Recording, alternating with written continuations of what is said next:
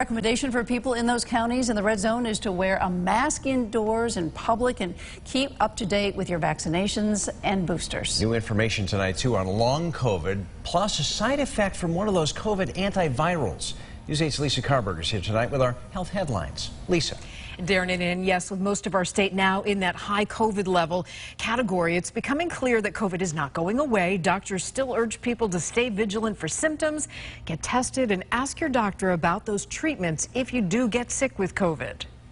As tired as we are at COVID, I think we have to know that COVID is still in Connecticut. We have a highly transmissible BA2 variant and also subvariants that are around that are even more transmissible than the Omicron variant. Yale Medicine Dr. Albert Shaw on our current COVID-19 status in Connecticut. And with people spending time outdoors in the nice weather and allergies, he reminds people to be aware of what could be COVID and not allergies. Something like fever should not occur with allergies, or taste or smell disturbance.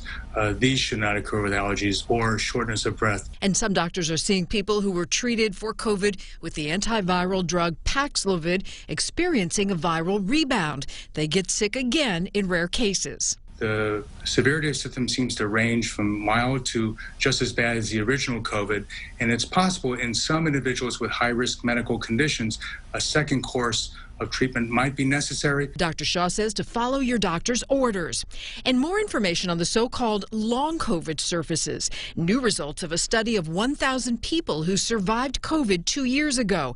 Half continue to have symptoms, including fatigue, muscle weakness, shortness of breath, continued taste disturbance or smell disturbance, sleep disturbance, even anxiety and depression. And doctors continue to urge older Americans to get their COVID booster shots.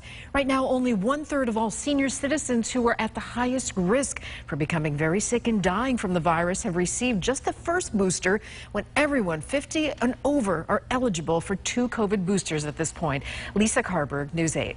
All right, Lisa.